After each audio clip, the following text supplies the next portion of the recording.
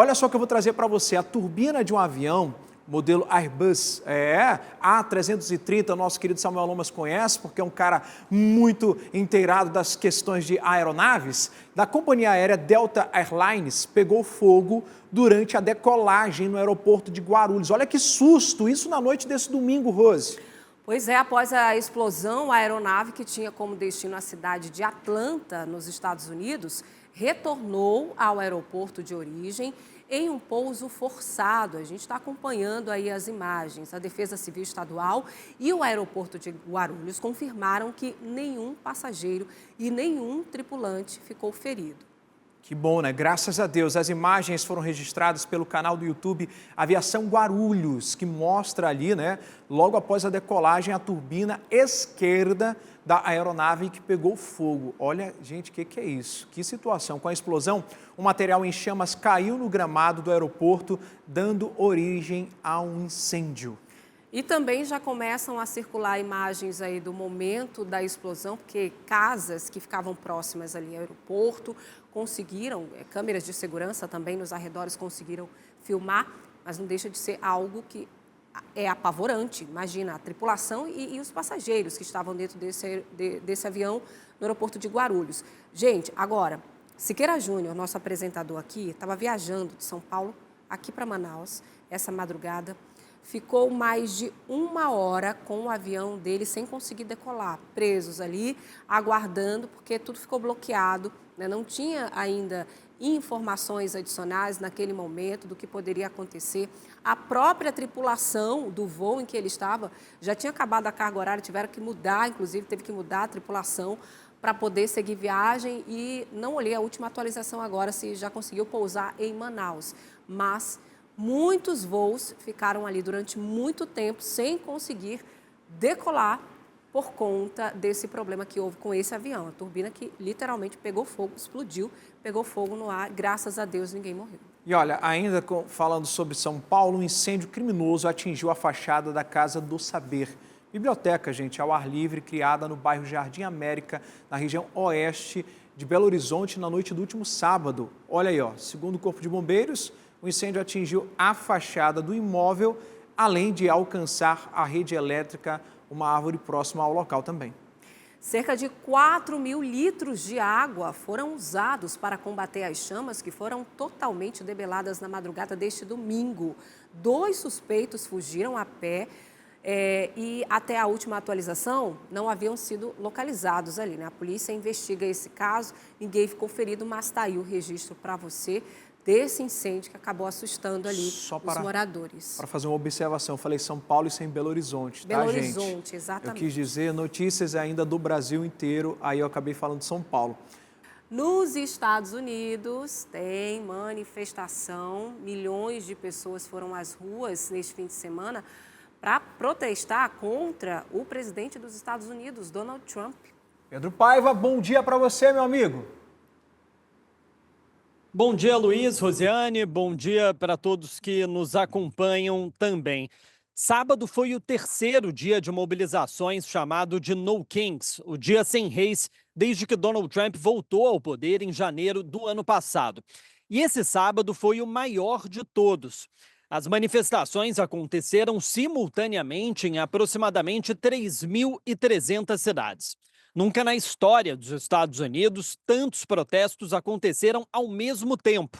Ao todo, 8 milhões de pessoas foram às ruas em todos os estados do país.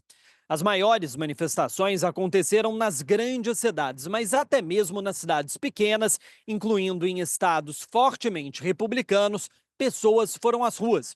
Em algumas localidades, como em Palm Beach, onde fica Mar-a-Lago, a residência de Trump, apoiadores do presidente também se manifestaram. E não foi só nos Estados Unidos. Em pelo menos outros 12 países, como México, Portugal, Austrália, pessoas também protestaram contra Donald Trump. De todos esses 3.300 protestos, um deles foi escolhido como central pela organização do No Kings Day. Foi a manifestação de Minneapolis, onde em janeiro deste ano, 2 cidadãos americanos foram mortos por agentes da imigração, Renee Good e Alex Pretty, ambos de 37 anos. Lá, mais de 200 mil pessoas foram às ruas. Em um palco montado na região central da cidade, falaram figuras importantes da oposição, como o governador de Minnesota e ex-candidato a vice-presidente Tim Walz e o senador e líder da ala progressista do Partido Democrata, Bernie Sanders. Também em Minneapolis, a atriz Jane Fonda leu uma carta para os manifestantes escrita pela viúva de Renee Good. Ela, no entanto, não foi a única celebridade que marcou presença. Aqui em Nova York, onde mais de 100 mil pessoas lotaram a Times Square e as ruas da região central de Manhattan, o ator Robert De Niro estava na multidão. Ao falar com a mídia, ele disse que o presidente é louco e que não está bem e que, por isso, era importante se levantar. O chamado para os protestos não falava sobre um tema específico, mas sim sobre uma coletânea de medidas adotadas pelo governo Trump nos últimos meses, como a política de deportação em massa, a tentativa de alterar o sistema de votação e, claro, a guerra no Irã. Esse último ponto teve um papel importante. Diferentemente dos 2 últimos dias de manifestações, neste sábado, os protestos contaram com uma participação maior de jovens. O medo de uma possível ação terrestre no Irã e a possibilidade de ver soldados americanos travando uma guerra em solo iraniano parece ter mobilizado mais os americanos mais novos. Falando nisso, a guerra contra o Irã completou no sábado 4 semanas e hoje 30 dias. Eu preparei uma reportagem sobre o assunto. Vamos acompanhar. Os primeiros mísseis foram lançados pelos Estados Unidos e Israel no dia 27 de fevereiro. Entre os primeiros mortos, o líder supremo iraniano, o Ayatollah Ali Khamenei. Donald Trump rapidamente se pronunciou. O presidente enviou um recado aos oficiais do Irã: rendam-se ou inevitavelmente morrerão. Mas o Irã não se rendeu e de lá para cá, uma a uma, figuras importantes do regime morreram, como o chefe da inteligência Ali Larijani. A morte de civis também cresceu. Os dados oficiais mais recentes são ainda do meio de março, quando mais de 1.400 pessoas teriam morrido.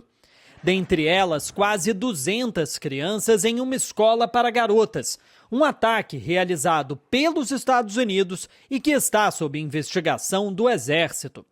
E o conflito, que parecia que acabaria rapidamente, terminou se espalhando por todo o Oriente Médio. O contra-ataque iraniano não mirou apenas os inimigos, mas todos os países da região que abrigam bases norte-americanas.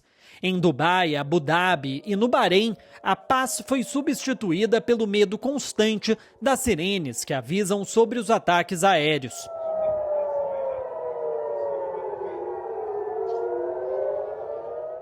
Mas os impactos da guerra não são sentidos apenas no Oriente Médio.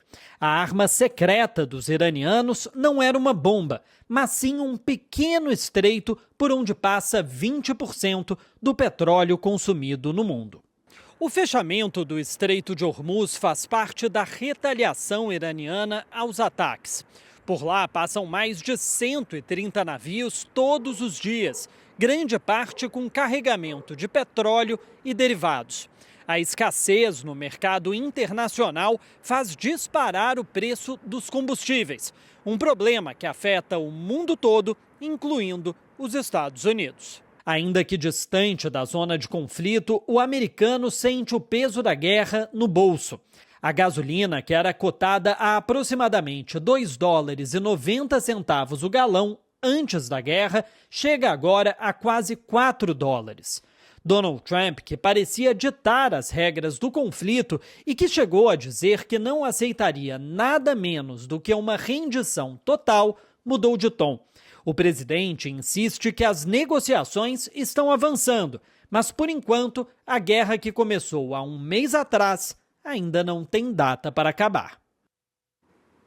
Muitas consequências, inclusive aquelas que a gente ainda nem sabe que podem vir a acontecer caso essa guerra ainda continue. A gente agradece ao Pedro Paiva e já deseja desde já um ótimo dia de trabalho para ele em Nova York. Quer ficar por dentro de todas as informações e da programação da Crítica? Faz o seguinte, se inscreve no nosso canal e ativa as notificações para não perder nada. Até o próximo. Tchau!